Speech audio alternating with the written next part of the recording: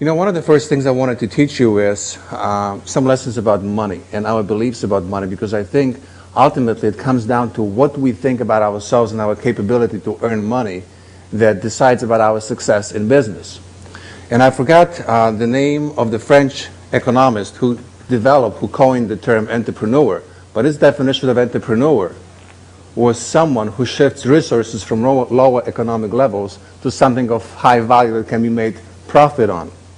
Now, we are brought up with a lot of hang-ups around money, so being entrepreneurial and wanting to make a lot of money, and yet having this kind of like, wow, you know, money is bad, it always is like butting heads. And people do weird things when they make money. They lose the money just because of the beliefs in their head about what's possible with money.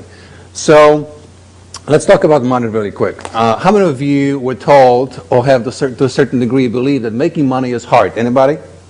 Making money is hard? Just a few of you, the rest of you, or it's like you never heard, your parents never said that money is making easy? Okay. How many of you heard that making money is easy? Oh, one person, good, two people. So if you could just, out of the blue, come to money in your hands. Is that possible? Money for nothing, money for free. Here's the thing. If I gave you $100 for free, was that a good value? Yes. Was that a yes or was that a yes? Yes. All right, now, as it is, this is not a brand new $100 bill, but it can buy a few things, right? Now, if I did this to it, would you still want it? Yes. You sure? Yes. Is it still $100? Yes. I mean, if I did like really and I stumped on it to save you the show, right? Would you still want it? Yes. Really?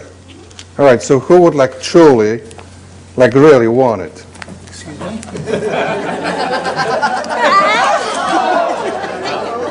That was not fair, lady. You can't hit a lady. She had a distinctive advantage. Congratulations. You just made a great deal. If I gave you $20 bill for nothing, would that be a great value? Yes. Who would like to get 20? I would. You know what? If you give me $5 and I give you 20, is that a good deal? It's a great deal. All right, I'm waiting here. Come on. And you get to buy each other lunch with that. $5 for 20. Come on. All right, let's see what I've got. $1. I got $1 left. Bo, I have $1 left. Man. Who wants $1? Give me 25 cents, I'll give you $1. I tell you what, I'll even sign this dollar for you. Right. Congratulations, you just made a great deal. You quadrupled your money. All right, so why have I done this? What's the purpose of just giving money away? Number one is, I wanted to get your attention. And if you don't learn in your marketing, whether it's online, offline, whatever method, tactic you are using, if you don't learn how to get your potential clients' attention from the very get-go, you have no business. There is no marketing. There's nothing else. There's no communication going on. You're invisible. You know, in my restaurant business, in one location, we were in the shopping mall for 6 years before we sold the store. And there was virtually every single day somebody walking in, and the conversation would go something like this. Wow, I'm so glad you guys finally opened here. We really needed a place like this. And I'm in the center every single day because I'm doing my dry cleaning right there. And I'm just so glad you're here because now I found a place to come every morning for breakfast. I'm like, I'm glad you found us. We've been here for 6 years. Pretty invisible, huh? We just couldn't get their attention. So we're like the best kept secret in town. And some of your businesses are best kept secrets in town. So you have to learn to get attention. The second thing is money for free. Is that pretty irresistible offer? What's the risk factor? Nothing. Okay? I mean, the only thing you risk is you go up and down a few times, even though you're food poisoned like Libby, and she's still, but man, she was at it every single time. Right? So what's the risk? You look a little foolish. But it's pretty incredible offer. I mean, there's really no downside to that. And the third thing that your marketing has to do, it has to propel people to take action. It has to propel people to take action. Now, in addition to those three kind of obvious things, there are actually a couple other things that are great message in this overall. If I gave you a brand new $100 bill versus a crumbled $100 bill, is the value the same? Is it still $100? Of course it is, right? You see, if you know how to offer value, even though you will employ mediocre strategies to begin with, or your strategies are not completely perfect, they will still generate results if the value is there. And some of you just want to perfect the wheel, and you procrastinate rather than just going for it.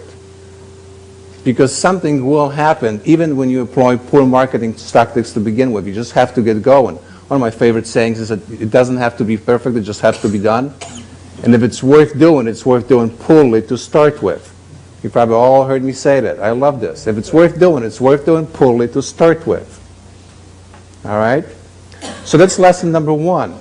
This is the hidden lesson number one. The second hidden lesson is, what's a greater irresistible offer? $100 for free or $20 if you give me $5? Which one is it? $100 for free is a greater offer, right?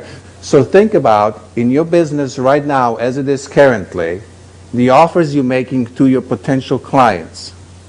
At which level are they? Do they feel to the client like, duh, it's $100, I better run? Or do they go, I don't know, what's the $20? I've got to pull my own 20, I've got to search for it, whatever. And then how do you compare the $100 giveaway to give me $1, give me a quarter, I'll give you $1? It's almost like, why bother, right? But I figured if I throw a little twist, like, hey, maybe I'll initial that $1, maybe it'll get some people going. So a little clever tactic. Think, how can you position things differently? It's still the same buck. It's still worth $1. You still have to go through a hassle of going through your purse and going, man, do I even carry quarters with me anymore? But maybe that little extra twist of positioning it differently. Now it's not just $1. Now it's got my signature and my, good luck $1 million wish to you.